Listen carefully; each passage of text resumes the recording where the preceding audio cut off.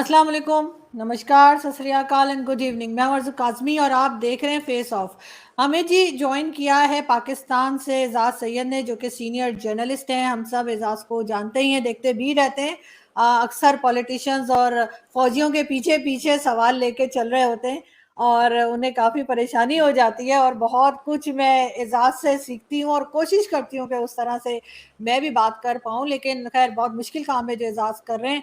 और भारत से हमें ज्वाइन किया सबके जाने पहचाने वैभव सिंह ने, और बहुत शुक्रिया आप दोनों का कि आप लोग आए हैं। लेकिन मैं वैभव आपसे सबसे पहले ये पूछना चाहूंगी कि आपको लगता है कि सबसे पहले तो ये कि क्या हालत है पाकिस्तान की इस वक्त, जो सिचुएशन है वो आपको देखकर क्या लग रहा है कि कुछ ये ठीक कर पाएंगे कोई पॉलिटिशियंस, कोई स्टैब्लिशमेंट, और कोई लोग ऐसे नजर आ रहे हैं आपको पाकिस्तान में, चाहे वो फौज के हों, एजेंसीज के हों या पॉलिटिशियंस हों, जो भारत के साथ भी बातचीत और ट्रेड ओपन करने के लिए बात कर सकें? देखिए, जहां तक है कि पाकिस्तान में क्या चल रहा है, ये तो अजाज भाई से बेहतर मैं नहीं बता सकता। तो मैं चाहता हूँ इस सवाल का जवाब वही दे, इसका जो ओपनिंग आंसर है। और जहां तक देखिए इंडिया के साथ ट्रेड और ये सारी बातें, देखिए जब तक वहां पाकिस्तान में चीजें स्टेबलाइज नहीं होंगी, इंडिया के साथ कोई भी मतलब मैं कहूंगा कि जो भी पेशरफ्त है या जो डेवलपमेंट है, जो ग्रोथ है, वो टॉक्स में वो बात आगे नहीं बढ़ सकती। बिकॉज इंडिया में सबसे ज्यादा जो कंफ्यूजन है वो ये है कि पाकिस्तान में आप बात करेंगे किससे। आसिम मुनीर ने एज अ आर्मी चीफ अभी जाकर के खुद को एक्सर्ट करना शुरू किया है। He has started playing the role of army chief, the tough man, the man who calls the shots. पिछले एक साल से इंडिया में, मैं आपको ऑनेस्टली बता रहा हूँ, आपने कुछ हमारे पुराने मिलिट्री वेटरन्स को सुना भी होगा ऑनलाइन, और वो लिख भी रहे हैं, वो बोल भी रहे हैं कि हम जो करंट आर्मी चीफ है, he is the weakest army chief in the history of Pakistan. ये उनका ओपिनियन था, जस्ट बिकॉज उन्होंने जो इमरान खान की जो मनमानियां हैं पिछले एक साल से, या जब से उन्होंने टेक ओवर किया है, he hasn't stopped any of them. और इमरान खान को एक फ्री रन दिया है। जो इमरान खान की जो पॉलिटिकल पार्टी है, वो जो चाह रही है वो कर रही है, जो चाह रही है वो बोल रही है। और अगर 9 मई का वाकया हटा दें तो 8 मई तक Imran Khan was having a free ride. तो वो क्यों हो रहा है, इस चीज को अब मैं इससे इख्तलाफ कर सकता हूँ, आप इससे इख्तलाफ कर सकती हैं, लेकिन जो इंडिया का जो जो वेटरन कम्युनिटी है, या जो यहाँ की, हमारे यहाँ की जो स्टैब्लिशमेंट है, आप कह लीजिए, वो चाहे ब्यूरोक्रेटिक स्टैब्लिशमेंट हो, चाहे मिलिट्री स्टैब्लिशमेंथ हो, उनके दिमाग में ये था कि दे वर नॉट श्योर कि अगर आसिम मुनीर से भी अगर कोई बात होगी तो how much strength or how much confidence of his junior officers does he have, because अभी तक तो जो हुआ है, अभी इंडिया में भी ये भी बातें चल रही हैं कि पाकिस्तान में कुछ 70-80 ऑफिसर्स के खिलाफ कोर्ट मार्शल, इस तरह की चीजें जो है वो इंक्वायरियां शुरू हुई हैं। जो कहते हैं ईमानदार जजेस हैं, तो ईमानदार जो ऑफिसर्स हैं फौज के, उनको आइडेंटिफाई करके उनके खिलाफ कार्रवाई की जा रही है। तो इस तरह की सिचुएशन में इंडिया के साथ कोई भी बातचीत होना बहुत मुश्किल है। मैं बस एक चीज ये कहूंगा कि देखिए, जो भी आज की डेट में इमरान खान के साथ हो रहा है, मैंने आपके लास्ट प्रोग्राम में भी कहा था कि कोई पहली बार नहीं है कि पाकिस्तान में हो रहा है। अगर आप 1950s में चली जाएं, तो उस समय भी ख्वाजा नाजिमुद्दीन की जब हटाया गया, और बड़ी बेरहमी के साथ हटाया गया, उस तरह से किसी को नहीं हटाना चाहिए। और जब मोहम्मद अली बोगरा की जब को इंस्टॉल किया गया लिटरली नाजिमुद्दीन की जगह पे, तो उनकी 80 to 90% कैबिनेट जो ख्वाजा नाजिमुद्दीन के साथ बैठी हुई थी, वो मोहम्मद अली बोगरा के बगल में आके बैठ गई। इसी तरीके से आप देखिए, तो जब भुट्टो साहब की जो पीएनए की तहरीक में जो उनके जो सबसे क्लोज एलाइज थे, अब्दुल हफीज पीरजादा थे और कौसर नियाजी थे, जो कि उनके दाएं और बाईं ओर बैठे बैठे होते थे हर पीएनए की तहरीक में, हर प्रेस कॉन्फ्रेंस में, पब्लिक कहीं भी जाते थे वो रैलीज करते थे। वो सारे के सारे भुट्टो के मरने के बाद नहीं, भुट्टो के जीते जी ये दोनों के दोनों शख्स, और मुमताज भुट्टो जो उनके कजिन थे, जुल्फिकार अली भुट्टो के, ये सारे के सारे जो है वो जाकर के जियाउल हक की कैबिनेट में बैठे हुए थे। तो 80 to 90% कैबिनेट यहां से भी उठ के उनके साथ चली गई जियाउल हक के साथ। फिर आपने देखा कि किस तरीके से जब आईजीआई बनाई गई, तो आईजीआई के बाद जो उसका जो उसमें जिस तरह से पीएमएलएन निकाली गई, और फिर हमने ये पास में भी बात की थी, और फिर एमक्यूएम को बना करके फिर एमक्यूएम एक दूसरी बनाई गई, और फिर इस तरह से जितने भी इस तरह के एक्सपेरिमेंट्स हैं ये किए गए और लोगों ने अपनी वफादारियां तब्दील की हैं। तो बेसिकली अभी जो हम इंडिया में या दिल्ली में बैठ के देख रहे हैं कि एक तो हिस्ट्री रिपीट हो रही है, और अभी जहांगीर तरीन साहब जो है नई पार्टी बना रहे हैं, उनके पार्टी के नाम डिस्कस हो रहे हैं कि उनकी पार्टी का नाम क्या होगा। तो ये जितने लोग पीटीआई से निकल रहे हैं, इनमें से कितने लोग एक्चुअली वहां पे अकोमोडेट किए जाएंगे जो इलेक्टेबल्स हैं और इस तरह के लोग हैं। और तो एक फाइनल पिक्चर क्या बनेगी, जब तक वो पिक्चर सामने नहीं आती तब तक इंडिया के साथ कोई भी मतलब इसमें पेशरफ्त मैं होते हुए नहीं देख रहा हूँ। बिल्कुल, आप ठीक कह रहे हैं, लेकिन जैसा आपने कहा कि मैंने पाकिस्तान का सवाल आपसे क्यों किया, एजाज से करना चाहिए था, तो मेरा ख्याल है 2-3 लोग भारत में ऐसे हैं, जिसमें एक आप हैं वैभव, और इसके अलावा मेजर गौरव आर्या, कर्नल दानवीर सिंह, कि जिनकी वीडियोस देखकर हम एज अ पाकिस्तानी हमें ज्यादा मालूमात होती है, क्योंकि हमसे भी ज्यादा आप लोगों ने पाकिस्तान को स्टडी करके रखा है। आई एम श्योर के एजाज भी इस बात से मुतफिक होंगे, लेकिन एजाज नहीं, पाकिस्तान में मैं नहीं जी इस चीज में मैं एग्री नहीं करता। एजाज का एक्सपीरियंस और एजाज की नॉलेज के साथ मेरा कोई कंपैरिजन नहीं है। नहीं नहीं, मैं नहीं कंपेयर नहीं नहीं नहीं, कर रही, ऐसी मैं एक बात बात नहीं, कह रही हूँ कि ऐसी आप बात लोगों का जो है वो बहुत ज्यादा नॉलेज है, और बिल्कुल एजाज और उमर चीमा जो शो करते हैं वो भी हम लोग जरूर देखते हैं, और उससे भी मैं बहुत खुद देखता मालूमात हूँ। होती है।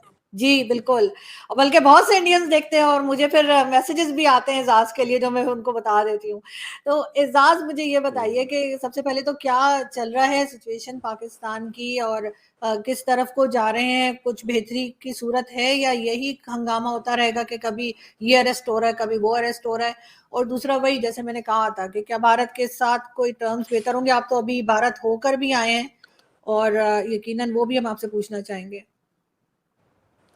बहुत शुक्रिया आरजू। मैं भारत में पूरे भारत के टेन्योर में मैं सिर्फ एक जो हमारे मीडिया के दोस्त हैं उनके स्टूडियो में गया हूँ और उनको इंटरव्यू दिया है, और मैंने उनके इंटरव्यू में उन्हें बताया कि मुझे बहुत खुशी होती है कि आप पाकिस्तान को बहुत सारे पाकिस्तानियों से ज़्यादा बेहतर जानते हैं, और वो वैभव से, ठीक है। बिल्कुल। तो मुझे बड़ी खुशी होती है जब वैभव बात करते हैं, और बहुत बहुत अच्छी गुफ्तगू होती है इनकी, पाकिस्तान के बारे में बड़ी अच्छी अंडरस्टैंडिंग है। दूसरी बात यह है कि पाकिस्तान में इस वक्त जो मेरी अंडरस्टैंडिंग है उसके मुताबिक यही है कि इमरान खान जो प्रॉब्लम नंबर 1 थी, स्टेट के लिए वो प्रॉब्लम नंबर 1 बन गई हुई थी, खाली मिलिट्री के लिए स्टेट प्रॉब्लम नंबर 1 नहीं थी, वो गवर्नमेंट के लिए भी प्रॉब्लम नंबर 1 थी, वो बाकी जो इंस्टीट्यूशंस हैं उनके लिए भी प्रॉब्लम नंबर 1 थी। तो वो इमरान खान को कट टू साइज कर दिया गया है। अब 2 बातें इसमें 3 बड़ी इम्पॉर्टेंट हैं। सबसे पहले ये है कि क्या इमरान खान किसी हादसे की वजह से, किसी एक्सीडेंट की वजह से दोबारा कम बैक तो नहीं कर सकेंगे, एक। और अगर कम बैक वो करते हैं तो then this will be entirely a different scenario. और अगर वो कम बैक नहीं करते, मौजूदा स्टेटस को जो है वो कंटिन्यू रहता है, तो फिर ये सिचुएशन हमारी बहुत डिफरेंट होगी, और बहुत डिफरेंट होती हुई नज़र आ रही है।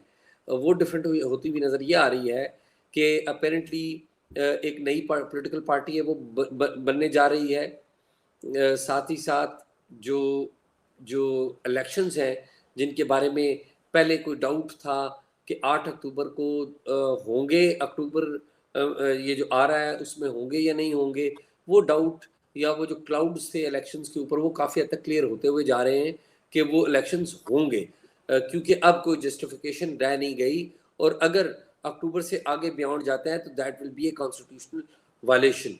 पहले तो फिर भी कोई जस्टिफिकेशन थी आइन का आर्टिकल जो 254 है उसके तहत, लेकिन अब जस्टिफिकेशन नहीं रही, और अब अक्टूबर में इलेक्शन अपेरेंटली होंगे जिसमें इमरान खान शरीक नहीं होंगे, इमरान खान उसका हिस्सा नहीं होंगे। अब सवाल ये है कि इमरान खान की जो तहरीक इंसाफ है, क्या तहरीक इंसाफ भी एमक्यूएम की तरह, एमक्यूएम हकीकी और एमक्यूएम जो है वो बनेगी, या मुतहदा पाकिस्तान मुतहदा कौमी मूवमेंट बनेगी? तो अब ये 2-3 चीज़ें देखने की हैं। बाकी जहाँ तक मिलिट्री की बात रह गई, मेरा ये ख्याल है कि आर्मी चीफ जो आसिम मुनीर हैं, हालिया सालों में अगर आप पिछले 2-3 आर्मी चीफ्स देखें, जनरल कियानी से शुरू करते हैं, जनरल कियानी और जनरल रहील शरीफ, और जनरल रहील शरीफ के बाद जनरल कमर बाजवा।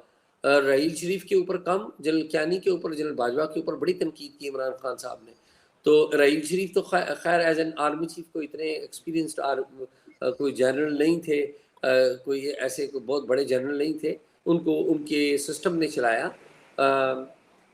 आप अगर हालिया 3-4 आर्मी चीफ्स देखते हैं तो उनकी हालत ये थी कि वो कभी भी इमरान खान को कंट्रोल नहीं कर पाए, या अगर इमरान खान के साथ, या वो इमरान खान के साथ थे, और अगर इमरान खान से हटे तो इमरान खान ने उनको बहुत ज़्यादा जिसे कहते हैं डैमेज किया।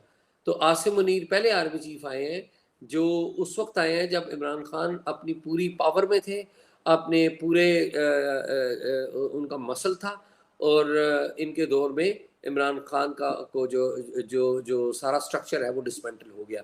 तो मेरा ये ख्याल है कि जिस तरह वाइबुल कह रहे थे ना कि अपेरेंटली इंडिया में एक इम्प्रेशन था कि जो आसिम मुनीर हैं वीकेस्ट आर्मी चीफ होंगे। मेरा ख्याल है कि अभी 9 मई के बाद तो वो मेरे ख्याल में सबसे पावरफुल आर्मी चीफ मुझे वही नजर आ रहे हैं। बिल्कुल सही वैभव, आपको लगता है कि जो एजाज कह रहे हैं क्या वही बात है? लेकिन साथ ये भी कि इमरान खान को बनाया भी तो आर्मी नहीं था, एजेंसीज ने ही बनाया था। तो वैभव आपको क्या लग रहा है कि फिर वो उनके काबू क्यों नहीं आ रहे थे, उनकी मर्जी से क्यों नहीं चल रहे थे? ना सिर्फ इमरान खान बल्कि जो भी पॉलिटिकल पार्टी या कोई किसी को भी जब लाई है एस्टेब्लिशमेंट, वो बाद में उनके काबू से बाहर हो गया है। उसकी क्या वजह हो सकती है?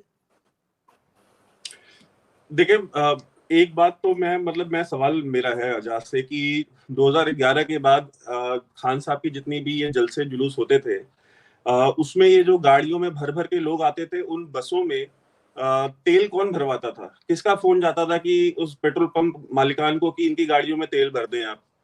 ठीक है, क्या ये काम आईएसआई के सेक्टर कमांडर्स और आईएसआई के चीफ्स नहीं करते थे? जहीरुल इस्लाम ने मतलब जो काम किए, क्या वो किसी से ढके छुपे हैं? अब तो मतलब जिनके सामने वो बात की, उन्होंने भी आकर के सामने कह दिया कि हाँ, हमको इनका फोन आया था और इन्होंने हमें मजबूर किया था इन चीजों के लिए। वो प्राइम मिनिस्टर ऑफिस में बैठ के उनकी इतनी हिम्मत थी कि एक आईएसआई चीफ प्राइम मिनिस्टर के ऑफिस में बैठ के बोलता है कि आप यू स्टेप डाउन। ठीक है, तो ये देखिए, इमरान खान के सामने इमरान खान ने क्या राहिल शरीफ को सर्विस में रहते हुए गाली दी? क्या जनरल कियानी को सर्विस में रहते हुए गाली दी? क्या बाजवा को सर्विस में रहते गाली दी, जो बाजवा एनिमी नंबर 1 है? बाजवा जिस दिन रिटायर हुए हैं अगले दिन से वो उनको गालियां देनी, उससे पहले तो ठीक है वो ढके छुपे अल्फाज में मीर सादिक, मीर जाफर करते रहते थे आर्मी चीफ के बारे में, लेकिन उन्होंने, और जब भी उनसे पूछा था कहते नहीं, मैं उनको थोड़ी कह रहा हूं, मैं तो ये शरीफ और जरदारी को बोलता हूं, मैं तो आर्मी चीफ को बोलता नहीं हूं। ठीक है, तो भाई मुनाफिकत में तो इमरान खान का हाथ कोई नहीं पकड़ सकता ना। तो अब वो तो ये सारी बातें करते रहे, तो उनको जो सपोर्ट बिहाइंड द सीन मिलता रहा है हमेशा से, जो इंस्टीट्यूशनल सपोर्ट है, चाहे वो आईएसआई का, अगर आप या तो ये कहें कि आईएसआई अलग है, फौज अलग है, आईएसआई अपनी मनमानी करती है और वो फौज के ताबे नहीं है, तब मैं मान लेता हूं कि हाँ, आर्मी चीफ की, या ये कहें कि क्या कियानी और रहील शरीफ की मर्जी के बिना आईएसआई चीफ की इतनी हिम्मत थी? जो बात आज जनरल फैज कर रहे हैं कि जब उनसे पूछा गया ऑफ द रिकॉर्ड कि भाई आपको बोला जा रहा है, जनरल बाजवा ने तो हाथ झाड़ लिया, उन्होंने कहा भाई मेरी नॉलेज में नहीं था, ये काम जनरल फैज ने इंडिपेंडेंटली ये काम किए हैं, अगर ये काम किए हैं तो मेरा उसमें कोई यस और नो नहीं था। उन्होंने मुझसे मुशावरत नहीं की इन इश्यूज के ऊपर। तो जनरल फैज ने क्या बोला कि क्या आईएसआई चीफ आर्मी चीफ के बगैर इजाजत के, बगैर नॉलेज के कोई काम कर सकता है? तो जनरल फैज ने इस सवाल का जवाब दिया है। तो मुझे अजाज ये बताएं कि क्या अभी तक जो इंस्टीट्यूशनल सपोर्ट 2011 के बाद मिली इमरान खान को, वो सर्विंग आर्मी चीफ्स की मर्जी के बिना मिली थी? ऑफ कोर्स वैभव, जो सपोर्ट मिली थी इसमें तो कोई डाउट नहीं है कि वो तो मिलिट्री ने दी थी और हमारी इंटेलिजेंस सर्विसेज ने इमरान खान को दी थी, इसमें तो कोई सेकंड ओपिनियन नहीं है। लेकिन प्रॉब्लम क्या हुआ? प्रॉब्लम ये हुआ कि वो जो सपोर्ट थी, वो सपोर्ट जो बेस था, इमरान खान ने वहाँ पे भी इन रोड्स बनाने की कोशिश की। आप देखिए कि पाकिस्तान में फॉर द हिस्ट्री में फॉर द फर्स्ट टाइम हुआ कि जो वेटरन्स हैं वो बाहर निकल के आए, वेटरन्स का एक ग्रुप बाहर निकल के आया और उसने आके एक पॉलिटिकल पार्टी यानी कि इमरान खान की जो पॉलिटिकल पार्टी है उसको सपोर्ट किया। For the first time general Ali Quli Khan, ये वेटरन्स, जी जी जी जी जनरल अली कुली खान, जनरल आसिफ यासीन मलिक और बहुत सारे लोग थे। तो इशू ये है, जनरल अमजद शुएब, जनरल खालिद नईम लोधी, तो ये एक इम्प्रेशन इन लोगों ने ये दिया कि वेटरन्स के अंदर भी पीटीआई मौजूद है, और अगर वेटरन्स के अंदर मौजूद है तो फिर लोग लामहला ये बात कहेंगे कि देखिए कि ये वेटरन्स कौन है, वेटरन्स जो सर्विंग आर्मी अफसर्स हैं उनके बाप है कोई, किसी का बेटा आर्मी में सर्व कर रहा है, तो ये उधर भी ये नहीं कि बात जाएगी। तो ये बातें हुई, ये जो इमरान खान का फिनोमेना था वो बड़ा स्ट्रॉन्ग था। इसने जो हमारे रिलीजियस लीडर्स हैं उनसे रिलीजियस कॉन्स्टिट्यूएंसी छीनने की कोशिश की, जो हमारी मिलिट्री इस्टेब्लिशमेंट है, मिलिट्री इस्टेब्लिशमेंट के बेस को डैमेज करने की कोशिश की।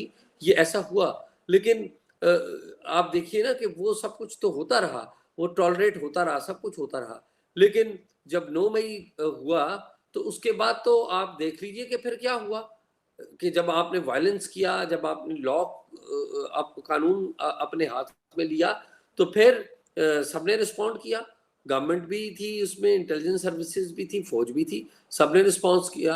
और आप देखिए कि इमरान खान किधर खड़े हैं, इमरान खान के साथ कोई भी बड़ा जो पॉलिटिकल लीडर है वो तस्वीर बनाने के लिए आज तैयार नहीं है, इमरान खान को सपोर्ट करने के लिए तैयार नहीं है। तो बाकी तो सारी बातें हैं ना। लेकिन एजाज रोका क्यों नहीं गया? जो कुछ हो रहा था 9 मई को, उसको रोकने की कोशिश नहीं की गई, होने दिया गया, सब कुछ होने के बाद बोला गया। इसलिए वो आरजू, मेरा ख्याल ये है कि रोका इसलिए नहीं गया कि शायद वो एक्सपेक्ट नहीं कर रहे थे कि इतना बढ़ जाएगा, और दूसरी बात यह है कि उनको इस बात का भी इल्म था कि अगर हम लोगों के ऊपर फायर खोलेंगे तो that will not give a good impression of Pakistan army. तो ये मेरे ख्याल में अच्छा काम किया गया अगर नहीं रोका गया।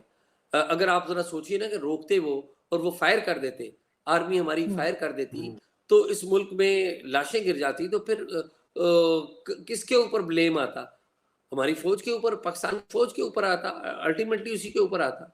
तो उन्होंने मेरे ख्याल में ठीक किया कि अगर नहीं उन्होंने फायर किया, कीमती जानें थी उनको बचाया, तो मेरे ख्याल में that's not a bad thing. बिल्कुल सही। लेकिन वैभव, आपको लगता है कि कुछ चेंज आया है इमरान खान के बार बार बोलने से, जो वो फौज का नाम लेते हैं, एस्टेब्लिशमेंट का नाम लेते हैं, बाजवा साहब का बार बार जो नाम लेते हैं, उससे आपको लगता है कि कभी ऐसा होगा कि ये लोग, यदि एजेंसीज जो हैं ये पॉलिटिक्स से बाहर जाएं, या कुछ नहीं हो पाएगा, इमरान खान को ही बाहर जाना पड़ेगा? देखिए, अब मैं कुछ बोलूंगा, आजाद को पसंद नहीं आएगी बात। देखिए, पाकिस्तान एज अ स्टेट, वो नहीं जो सेटअप, नहीं, जो पाकिस्तान का जो सेटअप है, और जिस तरह की वो लोकेशन में है, और जिस तरह की मतलब रीजन में वो है, और जो 70 साल से जो एक तसलसल चल रहा है वहां पे, पाकिस्तान अफोर्ड नहीं कर सकता है कि आर्मी वहां पे मुदाखलत ना करे। ठीक है, कम से कम आने वाले कई सालों तक वो नहीं अफोर्ड कर सकता, क्योंकि उन्होंने कई सारे फ्रैंकेनस्टाइन मॉन्स्टर्स ऐसे बना दिए हैं जिनको अगर उन्होंने कंट्रोल ना किया, और कंट्रोल करने के लिए उनको मुदाखलत करनी पड़ेगी, बिना मुदाखलत किए तो नहीं कंट्रोल कर सकते। बिकॉज अब तो आप देख ले, पिछले 1 साल में फौज ने कहा हम न्यूट्रल हैं, उन्होंने कितनी कोशिश की न्यूट्रल होने की, लेकिन खान साहब जो है इस बात पे मुसर थे कि नहीं, हमने आपको न्यूट्रल नहीं होने देना, आप या तो हमारे साथ हैं या हमारे खिलाफ हैं। खान साहब का तो वही एटीट्यूड है ना जो अमेरिका का है दुनिया में, यू आर इधर विद अस और अगेंस्ट अस। तो खान साहब मेड श्योर कि ये न्यूट्रल ना होने पाए, और अगर मेरे साथ नहीं है तो उनको अपने खिलाफ में खड़ा किया उन्होंने ला करके। मैं इस बात को मानने को नहीं तैयार हूं कि फौज जो है वो खान साहब के खिलाफ में खड़ा होना चाहती थी। मतलब मैं इस आर्गुमेंट को नहीं बाई करता। आई थिंक कि वो चाह रहे थे कि चीजें जो है वो अपने आप चले, और ये जो पूरा सेटअप है, ये अगर खान साहब, अब ये एक सेटअप आया है बीच में, उसके बहुत सारी रीजंस थे कि भाई उन्होंने बेसिकली जो नो कॉन्फिडेंस मोशन आई, क्या वो आईएसआई ने अकोमोडेट करी थी? नहीं। क्या जनरल बाजवा ने अकोमोडेट करी थी? नहीं। जनरल बाजवा ने जो काम किया था, उन्होंने हाथ अपना खींच लिया कि ठीक है, जो जैसा नेचुरली होना चाहिए वैसा होगा, हम वोट्स ला के नहीं देंगे, कोई वीगो की गाड़ियां जाकर के मेंबर्स को नहीं उठा के ले आएंगी, कैमरे लगा करके एक इस्लामाबाद का सेक्टर कमांडर नेशनल असेंबली में नहीं बैठेगा जो दिखेगा कि कौन किसको वोट डाल रहा है, किसको नहीं डाल रहा। उन्होंने कहा कि हम ये काम बंद कर रहे हैं। जिस दिन उन्होंने वो काम बंद किया तो जितने भी एलाइज थे, because Imran Khan is not a politician, Imran Khan 5% politician नहीं है, Imran Khan is a fascist man with a dictatorial mindset.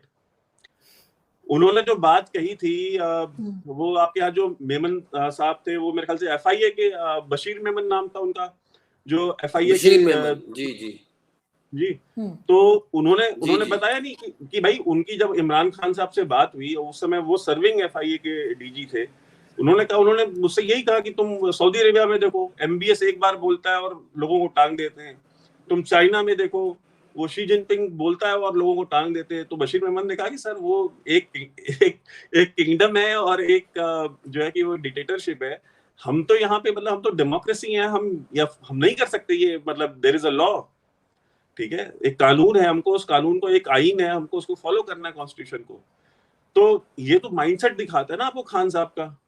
और खान साहब के साथ भी कौन से लोग थे जो टीवी पे आके बैठ करके उनके वजीर ये बात करते थे कि अगर 200 बंदे को टांग दो, फांसी दे दो पाकिस्तान में, तो सारी करप्शन खत्म हो जाएगी। ये फैसल वाडा जो आजकल जमहूरियत के चैंपियन बने हुए हैं, वही बोलते थे ना, जो आजकल सांप कीड़े और पता नहीं किन किन बातें करते हैं। अच्छा, नाम आज तक नहीं लिया उन्होंने किसी का, इशारे कनायों में बात करते हैं। तो या तो अगर आप मर्दे मुजाहिद हैं तो नाम लें, उस खास का भी नाम लें, फैज हमीद का, उन सांपों का भी नाम लें, असद उमर और शाह महमूद कुरैशी का, उन कीड़ों का भी नाम लें जिनके पास बीड़ी पीने के पैसे नहीं थे और वो सिगार पी रहे। तो ये सारी बातें खुल करके करें ना। तो उनके साथ में, उनके इर्द गिर्द भी उन्होंने ऐसे ही लोगों का हुजूम बना रखा था जो कि सारे के सारे उन्हीं माइंडसेट, फासिस्ट माइंडसेट के लोग थे। तो अब देखिए, मैं जो एक फाइनल पॉइंट ये कहना चाहता हूँ कि फौज ने बहुत कोशिश की है, मैं इस बात में बिलीव करने को तैयार हूँ, लेकिन अब वही जो मैंने आपके साथ लास्ट इंटरेक्शन में बोला कि अब खान साहब ने फौज को सियासत में इतना घुसा दिया है कि सियासतदान सियासत छोड़ के बाहर जा रहे हैं, जो निकल रहे हैं जेलों से कह रहा है भाई मैं सियासत छोड़ रहा हूँ। बिल्कुल ऐसा ही है। लेकिन एजाज, एक चीज और है, वो ये कि इमरान खान तो कहा करते हैं कि जी मुझे काम नहीं करने दिया गया और बाजवा साहब हर चीज कंट्रोल करते थे और इमरान खान का उनके हाथ में कुछ था ही नहीं कि वो कोई फैसला ले सकते। तो फिर जब बात होती है कि कश्मीर के ऊपर बाजवा साहब ने कहा कि जी 10-20 साल के लिए इस इशू को साइड पे रख देते हैं, तो इमरान खान ने मना कर दिया। ये मतलब है ऐसा कैसे कि एक तरफ इमरान खान कुछ नहीं कर पा रहे थे और दूसरी तरफ इमरान खान ने भारत के साथ जो है वो बातचीत करने से मना कर दिया? ये दो चीजें कैसे हो सकती हैं? आरजू, ये ऐसी बातें जो है ये इस तरह से हैं कि एक इम्प्रेशन ये इमरान खान साहब ने देने की कोशिश किया कि जब वो प्राइम मिनिस्टर थे तो वो प्राइम मिनिस्टर नहीं थे। ये इम्प्रेशन दुरुस्त नहीं है। इमरान खान बड़े पावरफुल प्राइम मिनिस्टर थे और इमरान खान के जो इंटरेस्ट थे वो पास इश्यूज़ के ऊपर मिलिट्री के साथ या मिलिट्री स्टैब्लिशमेंट के साथ कन्वर्जेंस थी उनकी, इनके कॉमन इंटरेस्ट थे। मिसाल के तौर पे मीडिया को दबाना, मिसाल के तौर पे पॉलिटिकल ओपोनेंट्स को दबाना, तो ये एक कॉमन इंटरेस्ट थे at that time. Imran Khan बड़े उस पर बड़े पावरफुल थे, उनकी से बड़ी ज़्यादा थी। फिर फॉरेन पॉलिसीज़ के इशूज़ असल वजह बने इमरान खान की और इस्टेब्लिशमेंट की अलहदगी की। इमरान खान का जो व्यू था मिलिट्री के हवाले से वो बड़ा नाइव था। इमरान खान का व्यू या इमरान खान की रिस्पॉन्सिबिलिटी मोहम्मद बिन सलेमान के हवाले से वो सामने आई। तो इख्तलाफात जो हैं वो इन इश्यूज़ के ऊपर बढ़ना शुरू हुए और फिर वो कन्वर्ट होते हुए डोमेस्टिक जो पॉलिटिक्स है उसके ऊपर गए और डोमेस्टिक पॉलिटिक्स से भी कन्वर्ट होते होते DGISI की अपॉइंटमेंट के ऊपर चले गए। और आपको पता है कि ये बड़ा अनप्रेसिडेंटेड हुआ था कि DGISI की अपॉइंटमेंट को रोक दिया गया था। 6 अक्टूबर को होनी थी वो 20-21 को अपॉइंटमेंट, वो 20 नवंबर तक के लिए रुक गई थी। तो ये इसी तरह नहीं है, ये इसके पीछे बहुत सारी चीज़ें हैं।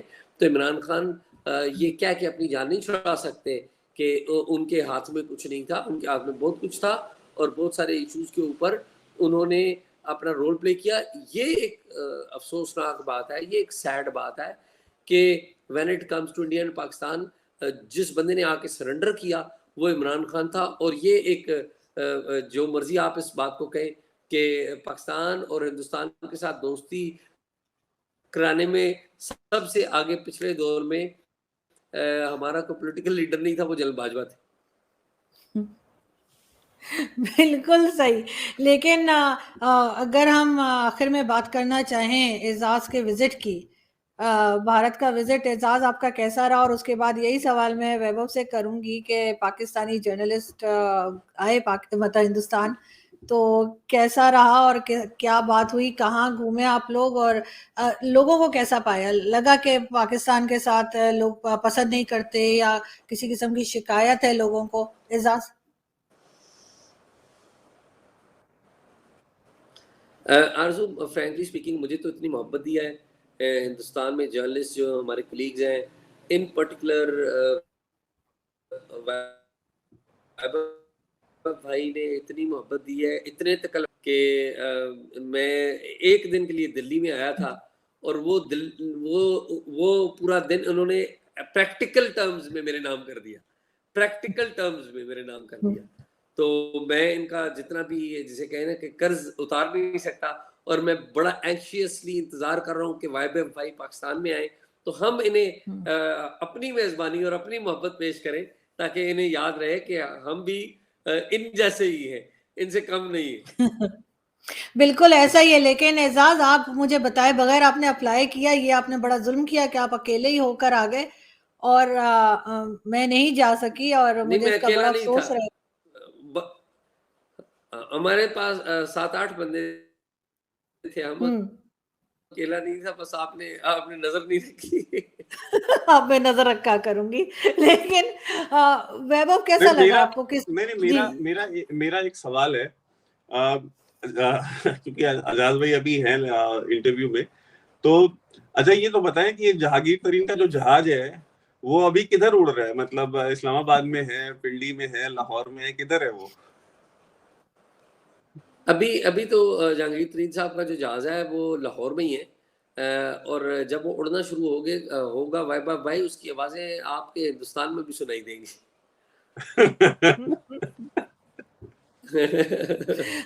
बिल्कुल ऐसा ही है। लेकिन वैभव, आपको कैसा लगा एजाज से मिलकर? और जाहिर फर्स्ट टाइम था कि कोई पाकिस्तानी जर्नलिस्ट से आपकी मुलाकात हुई? नहीं, फर्स्ट टाइम नहीं था, लेकिन माजी में भी कुछ दोस्त मिले हैं। लेकिन अजाज भाई का ये दूसरा विजिट था, 2008 में था गालिबन आपका आखिरी विजिट यहाँ इंडिया में, 2008 या 6 में, 2006 में, 2006 के बाद आए थे। तो मेरी यहाँ पे इनसे पहली बार मुलाकात हुई।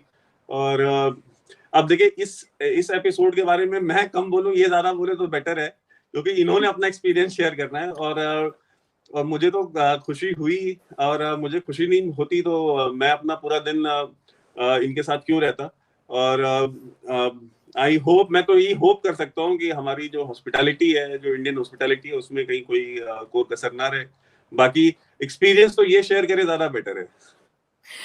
बिल्कुल सही। नहीं लेकिन वो वैभव मैं तो जी, वैभव भाई मैं तो बता चुका हूँ, कि मुझे बहुत ही अच्छा लगा, और बहुत लोगों से मोहब्बत मिली, और बड़ी ही जिसे कहते हैं ना वार्मथ मिली। दोनों जो मुल्कों की जो गवर्नमेंट्स हैं वो एक दूसरे के बारे में करती रहती हैं चीज़ें, लेकिन मैं लोगों के हवाले से बात करूँ, बहुत ज़्यादा वार्मथ है। जहाँ पे भी पता लगे या लगता था कि मैं पाकिस्तान से हूँ, तो दे वुड वेलकम मी। आपने इतनी मोहब्बत की, इतने तकल्फात किए, मेरे पास तो आजाज भाई अल्फाज का नहीं है।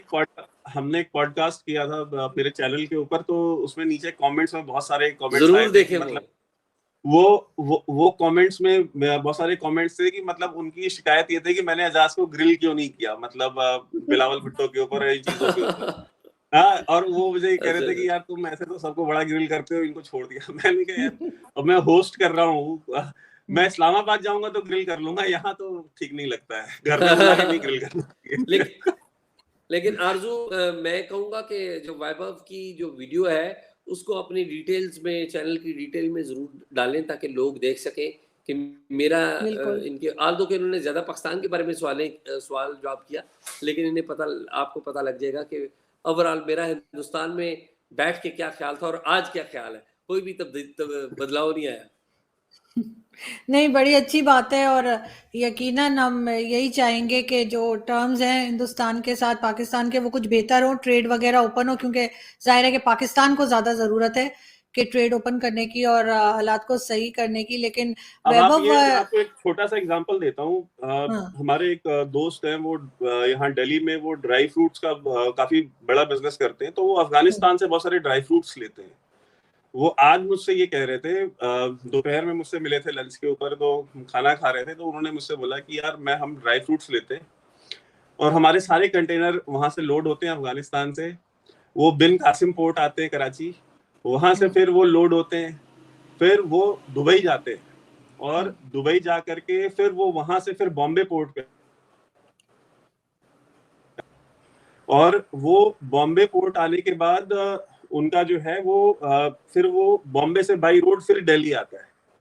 तो उन्होंने बताया कि हमारी कॉस्ट और हमारा टाइम दोनों कितना बढ़ जाता है इसकी वजह से। कहेगी अगर ये बॉर्डर हमारा खुला हो अब काबुल से दिल्ली वाला, तो वो कहते हैं कि यार ये पूरा का पूरा ट्रांजेक्शन हमारा जो मतलब 72 आवर्स में कंप्लीट हो सकता है, उसको कंप्लीट होने में आज की डेट में हमको 25 दिन लगते हैं, और कॉस्ट जो मल्टीप्लाई होती है वो अलग।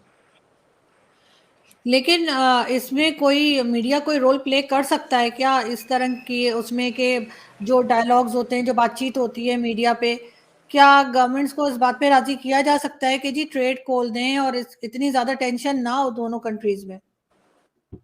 वैभव, देखें, मीडिया रोल नहीं प्ले कर सकता, to be very honest with you. उसका रीजन ये है कि इस समय जो देखिए सबसे बड़ी प्रॉब्लम ये होती है, जैसे हर गवर्नमेंट के पास अपना अपने रीजंस हैं टू स्टेप बैक। जैसे कि अगर आप देखें कि मोदी साहब की जो गवर्नमेंट है वो ये कहते हैं कि भाई हमने नवाज शरीफ के, भाई हम घर गए, जाती उमरा गए, वहां पे हमने एक मतलब एक इनिशिएट किया एक डायलॉग की चीजें नॉर्मलाइज हो। उसका जो रिस्पॉन्स आता है एक डोमेस्टिक पॉलिटिक्स की को, एक बोलते हैं कि इमरान खान को कैसे भी करके अपलिफ्ट करने में और शरीफ और जरदारी को नीचे दबाने में, ये जो दोनों कोशिशें जो एस्टेब्लिशमेंट की वहां पे थी, उसके चक्कर में ये इस जो आप डायलॉग की बात कर रहे हैं, इसका ज्यादा नुकसान उसकी वजह से हुआ है। तो कहीं ना कहीं जब तक ये जो सैबोटाज है, ये सैबोटाज नहीं बंद होगा, कि जब भी कोई इनिशिएटिव लिया जाता है उसको सैबोटाज करते हैं, और ये सैबोटाज जिस दिन बंद होगा, आई एम श्योर, क्योंकि अगर मोदी साहब सीरियस नहीं होते तो पाकिस्तान नहीं जाते। If he went to Pakistan it means that he was serious. Atal Bihari Vajpayee Pakistan गए थे, कायदे आजम की मजार सॉरी मीनार पाकिस्तान पे गए, तो ही वाज सीरियस। और उनकी कैबिनेट के लोग अटल बिहारी वाजपेयी की, वो जिन्ना की मोहम्मद अली जिन्ना की मजार पे भी गए, वो जिसके लिए उन्होंने अपना बहुत पॉलिटिकल कैपिटल लूज किया यहाँ डोमेस्टिक पॉलिटिक्स में। जो यहाँ पे जो फार राइट ग्रुप्स थे उन्होंने बहुत क्रिटिसाइज किया उनको इस चीज के लिए। लेकिन बात वही है कि जब वो जो सैबोटाज होता है बार बार, वो नहीं होना चाहिए। जिस दिन वो सैबोटाज बंद हो जाएगा, आई एम श्योर कि अगर नवाज शरीफ साहब की गवर्नमेंट फिर आ जाती है, तो आई एम 100% श्योर कि मोदी साहब will be more than happy to cooperate with him. जी एजाज, आपको लगता है कि अगर नवाज शरीफ साहब की गवर्नमेंट आ गई तो कुछ पॉसिबल है भारत के साथ कुछ टर्म्स बेहतर हो? मैं समझता हूँ कि वैभव बिल्कुल दुरुस्त कह रहे हैं। मेरा ये ख्याल है कि अगर नवाज शरीफ की हुकूमत आती है तो नवाज शरीफ ज़ाती तौर पे एक चीज़ के ऊपर बड़े कमिटेड हैं, वो है peace with the neighbouring countries, particularly with India. Not only with India, मैं अफगानिस्तान में था, वो अफगानिस्तान के साथ भी चीज़ें बहुत बेहतर करना चाहते थे, और भी कंट्रीज़ के साथ, ईरान के साथ भी ठीक करना चाहते थे। लेकिन इंडिया के साथ वो ना सिर्फ पीस करना चाहते थे, बल्कि ट्रेड रिलेशंस भी बनाना चाहते थे, और कश्मीर के हवाले से जो इश्यूज थे उनको भी वो ख़त्म करना चाहते थे, आगे बढ़ना चाहते थे। बिल्कुल ठीक। यहाँ पे मैं आप दोनों का शुक्रिया अदा करना चाहूँगी कि आप लोगों ने आज जॉइन किया। वैसे तो खैर आप लोग जर्नलिस्ट और एनालिस्ट हैं और सभी आपको जानते हैं, लेकिन मैं ये ज़रूर कहूँगी कि उससे भी बढ़कर बेहतरीन किस्म के इंसान मुझे आप दोनों लगते हैं, और मैं यही दुआ करूँगी कि सब जगह खैरियत रहे और आप लोग इसी तरह से मिलते-जुलते रहें और हँसते मुस्कुराते रहें। और वैभव, आप आइए पाकिस्तान, हम आपको पाकिस्तान दिखाएँगे, और यकीनन जैसे एजाज़ कह रहे हैं कि आपसे भी बढ़कर हम आपकी खिदमत करने की कोशिश करेंगे। बिल्कुल ठीक, बहुत शुक्रिया। Thank you so much. Thank you.